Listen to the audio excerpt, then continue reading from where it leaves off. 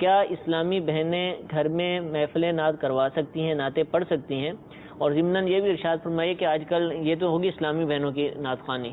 محفل میلاد جو مردوں کی ہوتی ہے گلی محلوں میں، مساجد میں، وہاں چھوٹی چھوٹی بچیوں کو بھی نعت کے لیے لایا جاتا ہے، بہت زیادہ دیکھنے میں رجحان آ رہا ہے یہ، تو کیا یہ درست ہے کہ چھوٹی بچی کو اتنے سارے افراد کے درمیان نعت کے لیے لایا جائے؟ اور خاص کر اسلامی بہنیں جو گھروں میں نعت خوانی کی محافل کرتی ہیں، اس کے حوالے سے کیا مدنی پھول ہے؟ دیکھیں، نبی کریم صلی اللہ علیہ وسلم کی جو ہے وہ تعریف و توصیف بیان کرنا جس طرح جو ہے وہ ایک مسلمان مرد کا حق ہے، یوں ہی جو ہے وہ عورتوں کا بھی بالکل حق ہے۔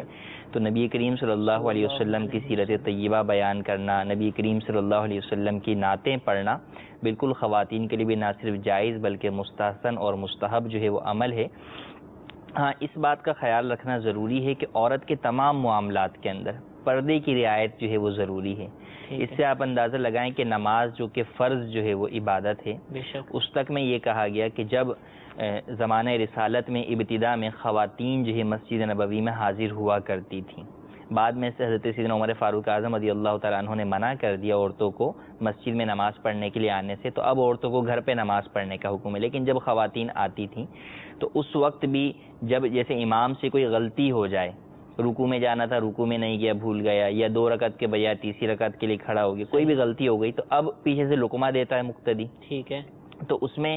جو مرد مقتدی ہے وہ تو تسبیح کے ذریعے لقمہ دے گا، امام کو بیٹھنا تھا کھڑا ہو گیا تو اس نے سبحان اللہ کہہ دیا، یا کھڑا ہونا تھا بیٹھ گیا تو اللہ اکبر کہہ کے لقمہ دے دیا۔ لیکن اس میں بھی عورتوں کو اس بات کی اجازت نہیں دی گئی کہ وہ اپنی زبان سے جو ہے وہ لقمہ دیں، بلکہ ان کو یہ کہا گیا کہ وہ جو ہے وہ تصفیق کریں گی کہ ہاتھ پر ہاتھ مار کر جو ہے وہ اشارے سے، آواز سے جو ہے وہ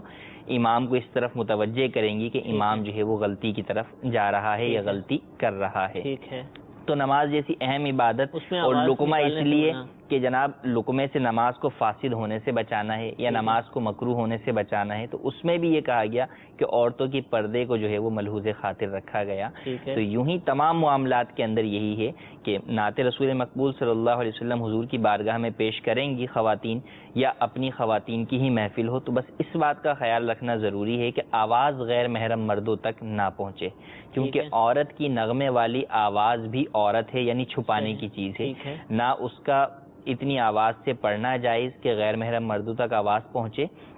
اور نہ ہی مردوں کا عورت کے نغمے والی آواز سننا جو ہے وہ جائز ہے۔ اور مرد سنے گا نہیں، مرد جو ہے وہ سن بھی نہیں سکتا، اس کے لیے سننے کی بھی اجازت نہیں ہے۔ تو اس بات کا خیال رکھنا ضروری ہے کہ محافل گھر میں اگر منعقد کریں تو گھر میں ایسے کمرے میں منعقد کریں کہ آواز باہر نہ جائے، اور آواز بھی آہستہ رکھیں، کیونکہ آواز تو دیکھیں جب اس کو جگہ ملے گی تو وہ باہر جائے گی، تو خود خیال رکھتے ہوئے آواز جو ہے وہ آہستہ رکھیں گے۔ نبی کریم صلی اللہ علیہ وسلم کو سنانے کے لیے جو ہے وہ نعت خوانی کی جا رہی ہے، آپ علیہ الصلوۃ والسلام کے تو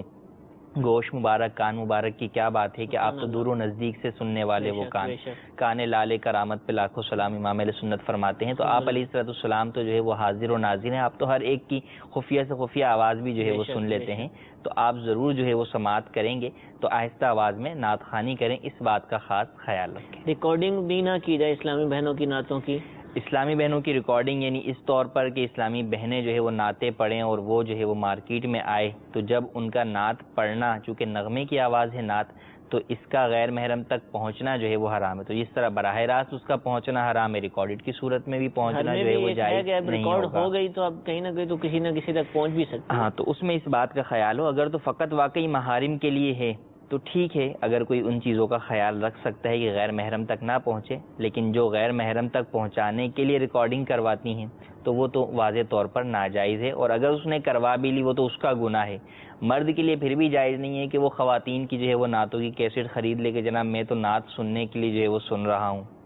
یا میں اچھی نیت کے ساتھ سن رہا ہوں۔ مرد کے لیے عورت کی نغمے والی آواز سننا جائز ہرگز نہیں ہے، بالکل پوشیدگی ہونی چاہیے۔ اور حضور یہ دیکھا گیا ہے، ابھی نظر آتا ہے کہ بعض دفعہ گلیوں میں بھی اسلامی بہنوں کی محافل ہو رہی ہوتی ہیں،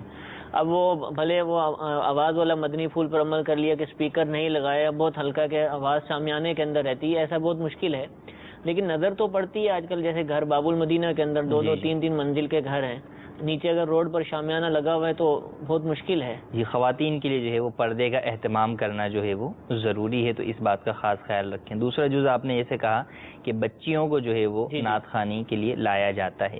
یعنی والد یا بھائی جو ہے وہ اپنی چھوٹی بہنوں کو یا جو ہے بچیوں کو مردوں کی محافل میں لے کر آ جاتے ہیں. دیکھیے بہت چھوٹی بچی ہے جس کے اوپر پردے کے احکام جو ہے وہ لازم نہیں ہیں، تو ایسی صورت میں اگر وہ نعت پڑھتی ہے تو گناہ گار تو نہیں ہوگی. لیکن اب جب بچیوں کی عادت بن جاتی ہے یا اس طرح جو اچھی بچیاں پڑھنے والی ہو جاتی ہیں، پھر ان کا آنے جانے کا جو ہے وہ سلسلہ جو ہے وہ شروع ہو جاتا ہے. اب اگر وہ ایسی حالت میں آ گئیں کہ ان پر پردے کے احکام جو ہے وہ لازم ہو رہے ہیں، تو اب ان کو بھی پردے کا حکم اپنی آواز کو بھی کروانا ضروری ہے کہ ان کی آواز بھی غیر محرم مردوں تک نہیں پہنچے. تو شروع سے ہی اس بات کی عادت ڈالیں کہ بچیوں کو مردوں کی محافل میں لائیں ہی نہیں. بچیوں کی نعت خوانی کے اوپر حوصلہ افزائی کرنی ہے، نعتیں ان سے پڑھوانی ہیں، ان میں نعتوں کا جذبہ بیدار کرنا ہے، تو خواتین کی محفل میں ہی ان سے نعتیں پڑھوائیں.